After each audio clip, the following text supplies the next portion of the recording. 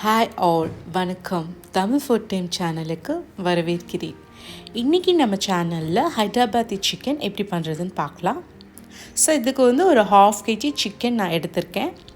அதில் ஒரு 1/2 teaspoon salt இப்போ ஆட் பண்ணியிருக்கேன். ஃபஸ்ட்டு நம்ம மேரினேஷன் பண்ணி வச்சிடலாம். அப்புறம் சில்லி பவுடர் ஒரு டீஸ்பூன்,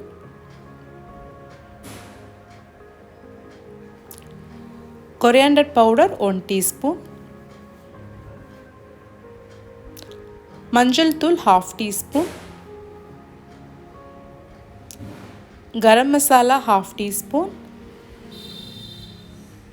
இதை இப்போ நல்லா நம்ம மிக்ஸ் பண்ணிக்கலாம்.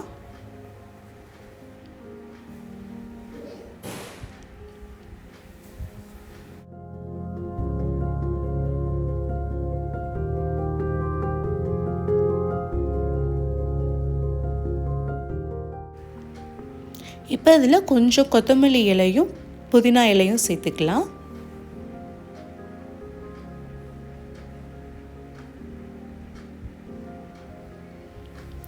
கர்டு நல்லா பீட் பண்ணி ஒரு 1/4 கப் சேர்த்துருக்கேன்.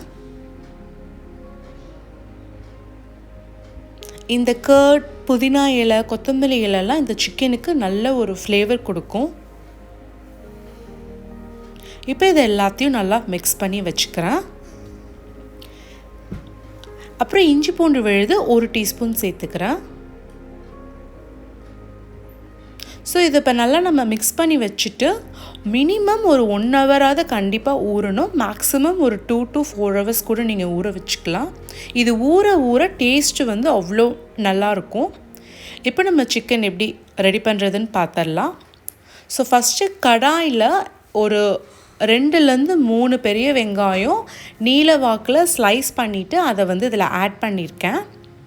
இது நம்ம கோல்டன் ப்ரௌன் ஆற வரைக்கும் நல்லா ஃப்ரை பண்ணி எடுத்துக்கலாம்.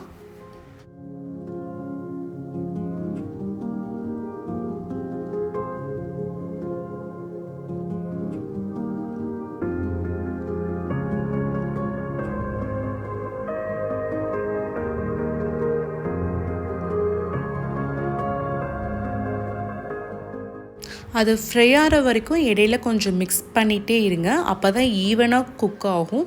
இப்போ பார்த்திங்கன்னா நல்லா கிறிஸ்பியாக நல்லா ஃப்ரை ஆகிடுச்சு. இது வரைக்கும் நீங்கள் வெயிட் பண்ணிவிட்டு அதுக்கப்புறம் தான் சிக்கனை ஆட் பண்ணணும்.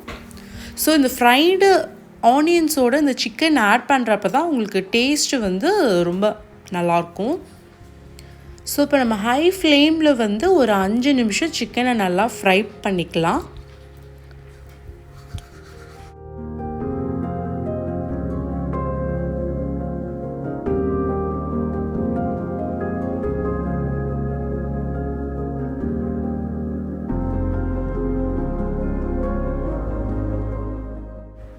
ஒரு 5 minutes கழித்து red chilli powder 1 teaspoon add பண்ணியிருக்கேன்.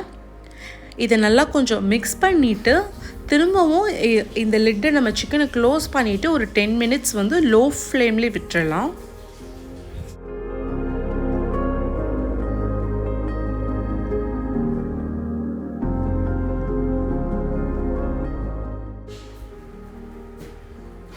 ஸோ இப்போ நீங்கள் ஓப்பன் பண்ணி பார்த்தீங்கன்னா உங்களுக்கு நல்லா சிக்கன் குக்காக இருக்கும்.